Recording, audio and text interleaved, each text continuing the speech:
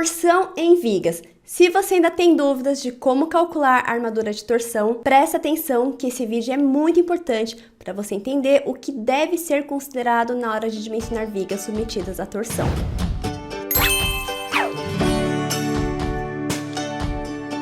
Bom, pessoal, antes de continuar, não esquece de já deixar o like no vídeo e se você ainda não é inscrito no canal, aproveita para já se inscrever e não perder os próximos vídeos que estão por vir. Antes de mais nada, quando nós vamos dimensionar uma viga à torção, estamos falando da torção de equilíbrio, aquela que a gente precisa sim considerar e não pode ser desprezada. Ué, mas tem torção que pode ser desprezada? Tem sim, a torção de compatibilidade.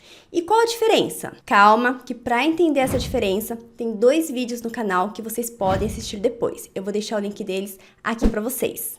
Agora, para dimensionar a armadura de torção, vamos entender um pouquinho como que é o comportamento da torção nas vigas de concreto, como se desenvolve a resistência à torção.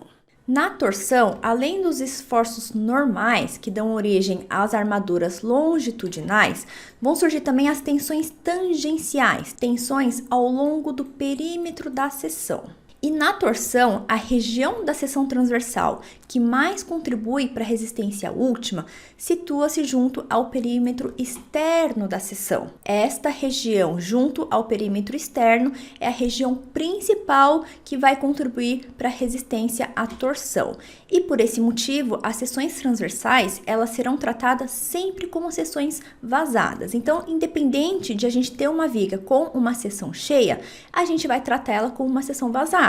Se a gente tiver vigas de seção vazada, aí nós vamos considerar a seção vazada real. Do contrário, vamos considerar uma seção vazada equivalente. Como será dada essa equivalência? Se a gente tiver uma determinada viga com essa dimensão externa, dimensão da seção cheia, nós vamos admitir uma seção vazada equivalente com uma espessura HE. Então, a espessura da parede vazada vai ser tomada com essa espessura HE, uma espessura equivalente. E esta área delimitada pelo eixo da espessura é o que a gente vai chamar de AE, que vai ser a área equivalente da parede de seção vazada. É isso que nós vamos considerar no dimensionamento à torção. Bem, como será feito esse dimensionamento? O modelo resistente para representar as paredes de concreto armado da seção vazada está baseado em um modelo de treliça espacial. É equivalente ao modelo de treliça para resistência à força cortante, só que agora essa treliça é espacial. E a partir desse modelo, nós conseguimos determinar as armaduras necessárias para resistir ao esforço de torção. E vão ser 2 armaduras, as armaduras longitudinais, na direção longitudinal à viga, e vamos ter também as armaduras transversais, que são os estribos, dispostos na seção transversal das nossas vigas. Então, a partir do modelo de treliça, nós vamos conseguir determinar os esforços em cada barra dessa treliça, de forma a prevenir os 3 possíveis modos de ruptura. Ruptura por insuficiência de armadura longitudinal, ruptura por insuficiência de estribos, ou ruptura por esmagamento do concreto nas bielas inclinadas.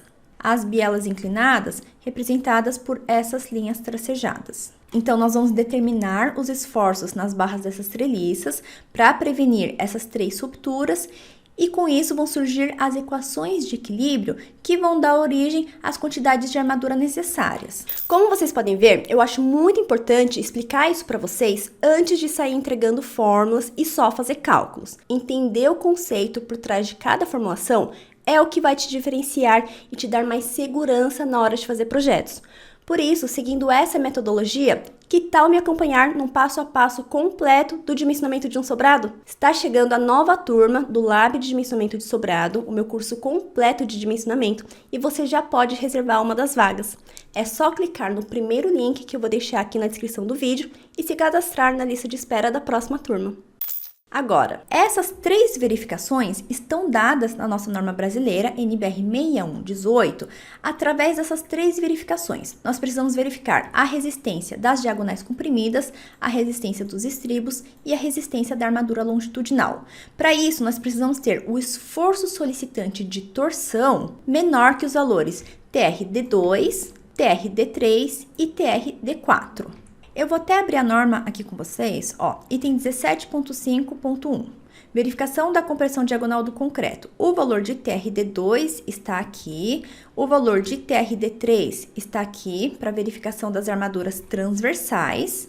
E aqui embaixo nós temos o valor de TRD4, para verificação da resistência das armaduras longitudinais. Então, por meio dessas expressões, nós vamos conseguir fazer, primeiro, a verificação das diagonais comprimidas, depois vamos calcular a armadura transversal, aqui representado por esta simbologia, armadura transversal, indicada pelo índice de 90, significa 90 graus, então uma armadura perpendicular ao eixo da viga, espaçada por um comprimento S, e também a armadura longitudinal, que nós vamos distribuir pelo perímetro da seção, perímetro U. Por que distribuída pelo perímetro U? Porque, como nós vimos, a região da seção que mais contribui para a resistência à torção está localizada junto ao perímetro da seção. Então, nós não vamos poder colocar essa armadura à torção somente nas fibras inferiores ou nas fibras superiores, como a gente faz na flexão. O esforço de torção está distribuído ao longo do perímetro da seção e, por esse motivo, a armadura longitudinal nós também vamos precisar distribuir pelo perímetro da seção. E uma observação importante é quando nós temos as solicitações combinadas de momento fletor, cortante e torção. Quando nós temos solicitações combinadas, quando nós temos mais de uma solicitação na seção, as armaduras calculadas para cada um desses efeitos separadamente, elas devem ser somadas. Então, nós vamos calcular as armaduras de flexão, armaduras de cisalhamento e as armaduras de torção, e nós vamos somar essas três armaduras. Nós não podemos simplesmente adotar a maior das três, nós precisamos somar essas armaduras. E, além disso, quando tiver cortante junto com torção, nós precisamos fazer esta verificação para garantir que as tensões nas diagonais comprimidas de concreto atendam aos limites estabelecidos por norma. Bem, vamos observar agora essas três expressões.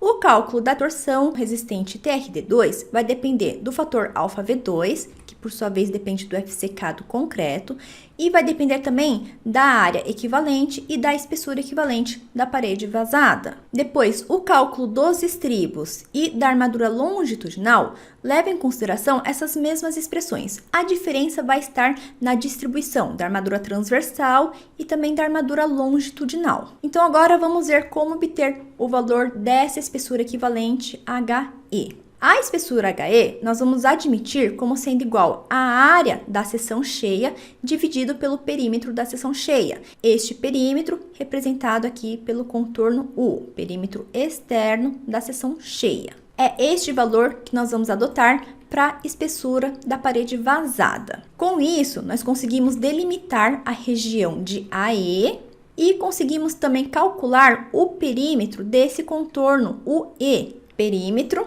e área. No entanto, se a espessura equivalente resultar menor que 2 vezes C1, sendo C1 a distância da extremidade da seção até o centro de gravidade das armaduras, se HE for menor que 2C1, o valor de UE e de HE, perímetro e área da seção equivalente, essas expressões vão ser equivalentes a essas daqui. No entanto, o valor de HE vai ser substituído por 2 vezes C1.